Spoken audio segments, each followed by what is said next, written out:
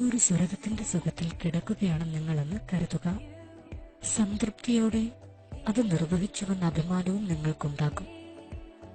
ഇതുവരെ കിട്ടിയതിൽ ഏറ്റവും മികച്ച അനുഭവമല്ലേ ഇത് എന്ന് തൊട്ടടുത്ത് കിടക്കുന്ന ഭാര്യയോട് ചോദിച്ചാൽ തീർച്ചയായും അതെ എന്ന് പറഞ്ഞ് അവൾ തലയാട്ടും. എന്നാൽ അവളുടെ കണ്ണുകളിലേക്കൊന്ന് സൂക്ഷിച്ചു നോക്കൂ. എന്തൊക്കെയോ ചിലത് വീണ്ടും ആഗ്രഹിക്കുന്നുണ്ടെന്ന് അവ നിങ്ങളോട് പറഞ്ഞേക്കാം. വദനസ്വരത വേളയിൽ സ്ത്രീകൾ എന്തൊക്കെയാണ് കൊതിക്കുന്നത് എന്നതിനെക്കുറിച്ച് ലൈംഗിക വിദഗ്ധന്മാർ തീരാത്ത ഗവേഷണങ്ങളിലാണ്. അങ്ങനെ കണ്ടെത്തിയ ചില പ്രത്യേകതകളിതാ ഇവിടെ പറയാം. സ്തനങ്ങളെ താലോലിക്കുന്നതിൽ, ചുംബിക്കുന്നതിൽ, വിരൽ പ്രയോഗങ്ങളിൽ, നിതംബം തഴുകുന്നതിൽ, ഇവയിൽ ഒന്നിൽ നിന്നും മറ്റൊന്നിലേക്ക് വേഗത്തിൽ പലരും കടക്കാറുണ്ട്. എന്നാൽ സ്ത്രീ ആഗ്രഹിക്കുന്നതോ ഓരോ ഭാഗവും ഒച്ചിഴയുന്ന പോലെയുള്ള വേഗത്തിൽ കടന്നു പോകാനുമാണ്. എല്ലാം പതുക്കെ എന്ന മന്ത്രം മറക്കാതെ മനസ്സിൽ കുറിച്ച ആണുങ്ങളെയാണ് പെണ്ണുങ്ങൾക്ക് ഏറെ ഇഷ്ടം. സാവധാനം കാമലോലുപയാകാനാണ് സ്ത്രീ കൊതിക്കുന്നത്.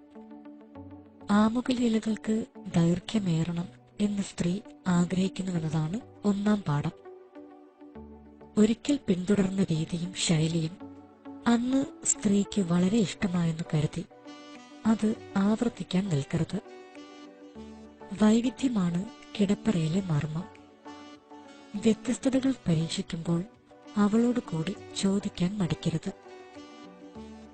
ഓരോ ഘട്ടത്തിലും ആ പ്രതികരണങ്ങൾക്ക് പ്രാധാന്യമുണ്ട്. നീലചിത്രങ്ങളിൽ കണ്ട ദൃശ്യങ്ങളും രീതികളും നിങ്ങളുടെ മനസ്സിൽ നിന്നും കിടപ്പുമുറിയിൽ നിന്നും പുറത്തു നിർത്തുക. നീലചിത്രങ്ങൾ നല്ല രീതി പഠിപ്പിക്കുന്നതേയില്ല. സ്ത്രീ കാമപരവശയായി സംഭോഗസന്നദ്ധയാവാൻ ഏറെ നേരമെടുക്കും. എത്തേണ്ടിടത്തു മുഴുവൻ നാവും കൈപ്പടവും വിരലും വേണ്ട ക്രിയകൾ ചെയ്താലേ ആ അവസ്ഥയിലേക്ക് അവളെ കൊണ്ടെത്തിക്കാൻ സാധിക്കൂ.